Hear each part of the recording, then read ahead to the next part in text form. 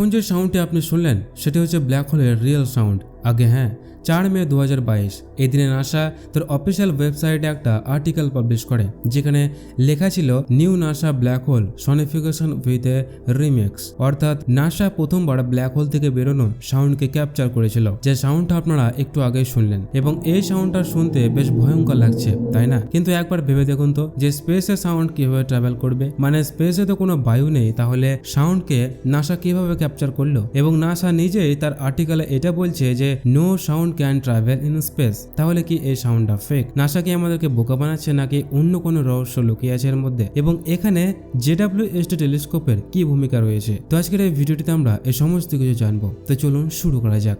তো সবার প্রথমে এটা ক্লিয়ার করা যাক যে স্পেসে সাউন্ড কিভাবে ট্রাভেল করতে পারবে। কারণ স্পেসে কোনো বায়ু নেই। তাহলে এটা জানতে হলে আমাদেরকে সবার আগে এটা জানতে হবে যে পৃথিবীতে সাউন্ড কিভাবে ট্রাভেল করে। তো পৃথিবীতে সাউন্ড ট্রাভেল করার একটা মাধ্যম আছে যা চারিদিকে ছড়িয়ে আছে, আর সেই মাধ্যমটি হচ্ছে বায়ু। তো চলুন একটা উদাহরণ দিয়ে আপনাদেরকে বোঝাই। ধরুন একটা স্পিকার বাজছে, তো স্পিকারটি সাউন্ডের সাথে এক ধরনের ভাইব্রেশনের সৃষ্টি করবে, এবং এই ভাইব্রেশন তার আশেপাশের এয়ার পার্টিকেল মানে বায়ুর যে কণা থাকে সে কণাগুলোকে একের পর একটাকে এফেক্টেড করতে থাকবে, এবং এইভাবে সাউন্ড বায়ুর কণার মাধ্যমে ট্রাভেল করে আমাদের কানে আসে। অর্থাৎ সহজ ভাষায় যদি বলি, তো সাউন্ড বায়ু কণার মাধ্যমে ট্রাভেল হয়ে আমাদের কানে আসে এবং আমরা শুনতে পাই। তো স্পেসে কেন পাই না? যেমন যে আমরা জানি যে কোয়ান্টাম থিওরি অনুযায়ী স্পেস কমপ্লিটলি ভ্যাকুয়াম নয়। এবার অনেকের মাথায় এই প্রশ্নটা আসবে যে স্পেস ভ্যাকুয়াম এটা আবার কি? তো সহজ ভাষায় যদি আমি আপনাদেরকে বোঝাই, তো স্পেস ভ্যাকুয়াম হচ্ছে যেখানে কোনো পদার্থ বা কোনো বায়ু নেই। একটু আগে যেমন আমি বললাম যে কোয়ান্টাম থিওরি অনুযায়ী স্পেস কমপ্লিটলি ভ্যাকুয়াম নয়, এর মানে কিছু না কিছু পার্টিকেল তো অবশ্যই আছে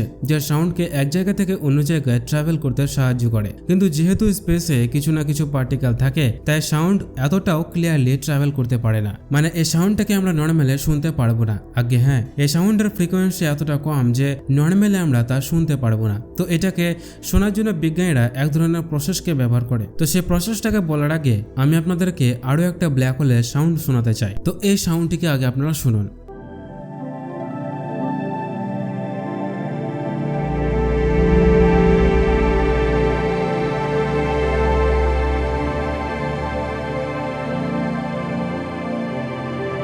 এই সাউন্ডটি বেশ রিল্যাক্সিং সাউন্ড, তাই না? তো এই সাউন্ডটি হচ্ছে যে ব্ল্যাক হোলের, তার নাম হচ্ছে M87। এটি পৃথিবী থেকে 5 কোটি আলোকবর্ষ দূরে অবস্থিত।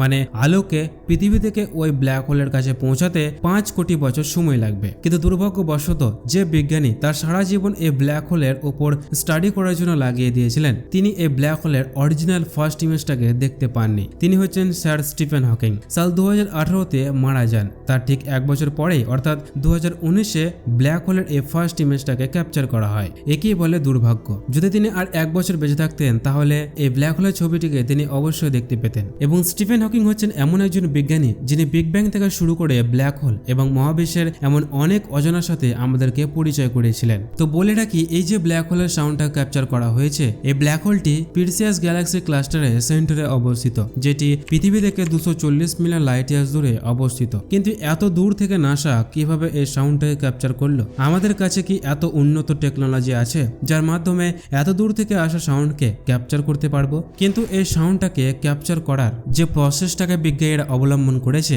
সে প্রসেসটার কথা জানলে আপনারা হাসবেন। আগে হ্যাঁ গাইস, হাসবেন এবং অবাকও হতে পারেন। কারণ এই ব্ল্যাক হোলের সাউন্ডটা ক্যাপচার করার জন্য একটা টেকনিক ইউজ করেন বিজ্ঞানীরা, আর সেটি হচ্ছে সনিফিকেশন। আর এই সনিফিকেশন মানে হচ্ছে কোনো ইমেজ থেকে তার সাউন্ডকে বের করা। আগে হ্যাঁ, আপনি ঠিকই শুনেছেন, মানে কোনো একটা স্টিল ইমেজ থেকে সাউন্ডকে বের করা। কি অ্যামেজিং টেকনিক, তাই না? তবে বলে রাখি, নাসার কাছে এটা প্রথমবার নয় যে ছবি থেকে সাউন্ডকে বের করেছে। এর আগে বিভিন্ন স্পেস অবজেক্ট থেকে নাসা সাউন্ডকে বের করেছে, যেমন হচ্ছে এগুলো।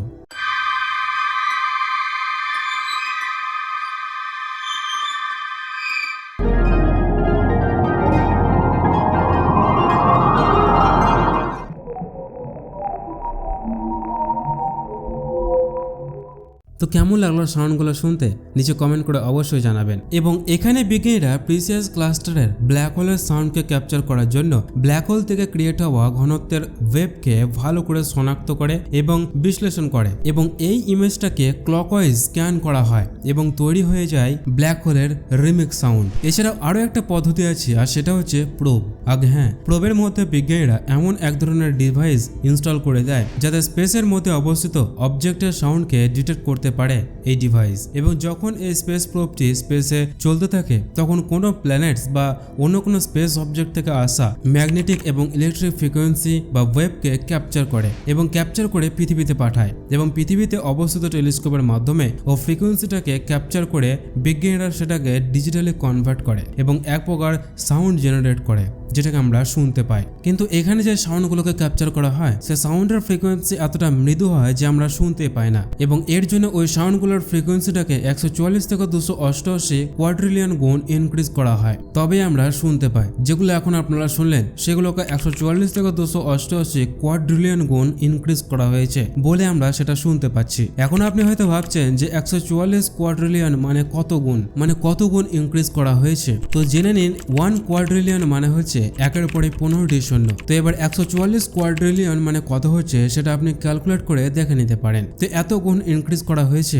তবে আমরা এই সাউন্ডটাকে এতটা স্পষ্টভাবে শুনতে পাচ্ছি। তো সাউন্ডগুলোকে সনিফিকেশনের মাধ্যমে হোক কিংবা কোনো প্রোবের মাধ্যমে ক্যাপচার করা হোক সে সাউন্ডগুলো এতটা মৃদু হয় যে আমরা শুনতে পাই না এবং সেগুলোকে 144 থেকে 288 কোয়াড্রিলিয়ন গুণ ইনক্রিজ করা হয় তবে আমরা সেটাকে শুনতে পাই। তো আশা করি আপনারা বুঝতে পেরেছেন যে এই সাউন্ডগুলোকে কিভাবে আমরা শুনতে পাই এবং কিভাবে ক্যাপচার করা হয়। তো এবার এখানে প্রশ্ন আসে যে JWST টেলিস্কোপের ভূমিকা কি আছে এখানে। তো বলে রাখি এই JWST টেলিস্কোপ ব্ল্যাক হোলের মিস্ট্রিকে সলভ করার জন্য লেগে আছে। যেমনটা আমরা জানি যে JWST টেলিস্কোপ আমাদেরকে স্পেসের এমন কিছু রহস্যময় ছবি পাঠিয়েছে এবং বিজ্ঞানীদের কথা অনুযায়ী আগামী দিনে JWST টেলিস্কোপ এমন অনেক মিস্ট্রি সলভ করতে চলেছে এবং অনেক নতুন কিছু আবিষ্কার করতে চলেছে এবং তারই মধ্যে একটা হচ্ছে ব্ল্যাক হোল সিডস। এই ব্ল্যাক হোল সিডসকে ভালো করে স্টাডি করে এর রহস্য উন্মোচন করা। কিন্তু এই ব্ল্যাক হোল সিডস কি? তো এর মানে হচ্ছে যে সুপারম্যাসিভ ব্ল্যাক হোলের শুরুয়াত। যেমনটা আমরা জানি যে সুপারম্যাসিভ ব্ল্যাক হোলের শুরুয়াত হয় কোনো সুপারম্যাসিভ স্টারের মৃত্যুর পরই। তো এতদূর তো ঠিক আছে,